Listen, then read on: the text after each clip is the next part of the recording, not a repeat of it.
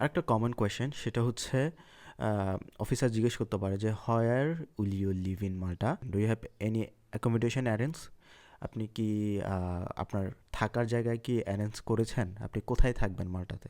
হ্যাঁ, তো আম, সাধারণত আমরা যে স্টুডেন্ট যাই, অনেকে দেখা যায় ফেক অ্যাকোমোডেশন শো করে। কারণ মাল্টাতে আপনি থাকার আগে আপনার একটা এগ্রিমেন্ট করতে হয়। আপনার যদি একটা অ্যাপার্টমেন্টে থাকেন তাহলে আপনার একটা 6 মান্থ বা সেটা 4 মান্থ বা এর বেশি, মিনিমাম হয়তো 6 মান্থ রিজার্ভ করতে হয় আর কি। হ্যাঁ, তো দেন রিজার্ভ করার পর ওরা আপনাকে একটা ডকুমেন্টস দেয়। তো ওই ডকুমেন্টটা আপনার ভিএফএসে শো করতে হয়। হুম, তো আপনি যে ডকুমেন্টটা আপনি শো করবেন সেটা, আমি কিন্তু কোনো ফেক ডকুমেন্ট শো করি নাই। আমি আসলেই 6 মাসের একটা অ্যাকোমোডেশন অ্যারেঞ্জ করেছিলাম, একটা ফি পে করছি। দেন ওরা আমাকে একটা ডকুমেন্টস দিছে, ওই ডকুমেন্টসটা আমি ভিএফএসে সাবমিট করছি। তো আমার ডকুমেন্টসটা যে প্রোভাইড করছিল সেটা হচ্ছে আমার অ্যাকোমোডেশন, ওলিয়াস স্টুডেন্ট হাউস। হ্যাঁ, আমি 400 ইউরো একটা বুকিং ফি দিয়েছিলাম ওদের। দেন ওরা আমাকে একটা ডকুমেন্ট প্রোভাইড করছে আর কি। তো ওই ডকুমেন্টস অনুযায়ী যিনি আমার অফিসার ছিলেন ওনাকে আমি অ্যান্সার করেছিলাম।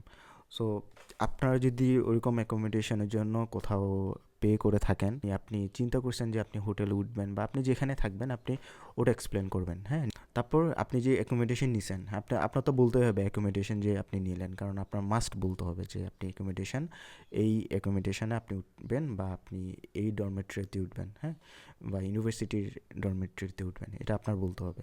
এখন ওটা কোথায়, ওটাও জিজ্ঞেস করবে আপনাকে। যেমন where exactly is your accommodation location, তো আপনি বলবেন যে according to my reservation I will stay, এরকম এরকম আপনার ঠিকানাটা বলবেন, আপনি এক্স্যাক্ট ঠিকানাটা বলবেন। কারণ এরা কিন্তু চেক করতেছে আপনার সাথে যখন এরা কথা বলবে, আপনার আর ওনার কনভারসেশন যখন হবে, আপনাকে ওনারা দেখবে কিন্তু আপনি ওনাকে দেখতে পাবেন না। হ্যাঁ, ওনার জাস্ট ভয়েসটা শোনা যাবে। আমি বলছিলাম আমি একটা ভয়েস নোট প্রোভাইড করব, যেখান থেকে আপনি একটা রিয়েল টাইম একটা এক্সপিরিয়েন্স পান। হ্যাঁ, আমি দিব। How will you get to your accommodation from the airport? এখন আপনি যে এয়ারপোর্টে নামবেন, ওখান থেকে আপনি আপনার অ্যাকোমোডেশনে কীভাবে যাবেন সেটা নিয়ে আপনার একটা এক্সপ্লেনেশন দিতে হবে। তো আমি বলেছিলাম, বা আমার কাছ থেকে এই কোয়েশনটা জিজ্ঞেস করে নাই, যদি জিজ্ঞেস করতো আর কি, আমি বলতাম I will book a taxi from Malta international airport to my accommodation. আমি একটা ট্যাক্সি বুক করবো, ওখানে তো অ্যাভেলেবেল ট্যাক্সি আছে। হ্যাঁ, তো আর ট্যাক্সি বুক করার অ্যাপসও আমি জানি। ট্যাক্সি বুক করার অ্যাপসের মধ্যে একটা ফেমাস, সেটা হচ্ছে বোল্ট। তো আমি এটা এভাবেই বলতাম। তো আপনারা চাইলে আপনাদের যদি জিজ্ঞেস করে আপনারাও এভাবে বলতে পারেন। আপনি যে মাল্টাতে যাবেন, আপনি কোন এয়ারলাইন্স করে যাবেন, হ্যাঁ, কীভাবে যাবেন, এসব নিয়ে আপনাকে জিজ্ঞেস করতে পারে। যেমন জিজ্ঞেস করতে পারে যে what airline will you use to come to Malta? আপনি মাল্টাতে আসার জন্য কোন এয়ারলাইন্সটা ইউজ করবেন? হ্যাঁ, এটা আপনাকে জিজ্ঞেস করতে পারে।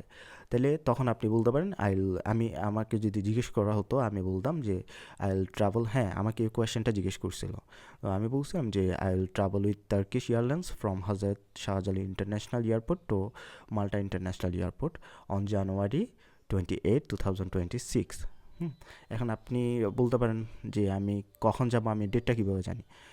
তো আপনার ক্লাস যখন স্টার্ট হবে, এর কয়েকদিন আগে করে আপনি আপনার এয়ারলাইনের ডেটটা আপনি বলতে পারেন। হ্যাঁ, তো আপনি এবার বলতে পারেন যে যদি কোনো ট্রানজিট থাকে, অবশ্যই আপনার ট্রানজিট থাকবে। যদি বাংলাদেশ থেকে যান, তাহলে আমার কিন্তু ট্রানজিট হচ্ছে ইস্তাম্বুল। তা আমি বলছিলাম with a short transit at Istanbul airport.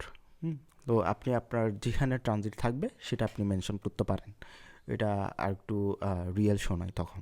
এরপর আপনাকে জিজ্ঞেস করতে পারে what is the name of your travel insurance company. এটা কিন্তু অনেক মোস্ট কমন আর ইম্পর্ট্যান্ট একটা কোয়েশ্চেন। তো আপনি যে কোম্পানি থেকে ইন্স্যুরেন্স নেবেন সেই কোম্পানির নাম আর ডিটেলস আপনি বলবেন, আর কত টাকা আপনি ইন্স্যুরেন্স নিছেন ওটাও বলবেন। যেমন আমাকে যখন জিজ্ঞেস করা হয়েছিল, তখন আমি বলছি my insurance company name is Green Delta insurance company limited, it's valid for 1 year from এত থেকে এত তারিখ, covering world wide excluding the USA and Canada, excluding. তারপর and it provides medical coverage up to এত 1000 USD, আপনি বলবেন আমি 50,000 USD বলছিলাম। And it is student cum travel insurance policy, ডেটটা আপনি বলবেন, হ্যাঁ, তো ডেট থাকবে। তারপর what are your plans after completing your studies,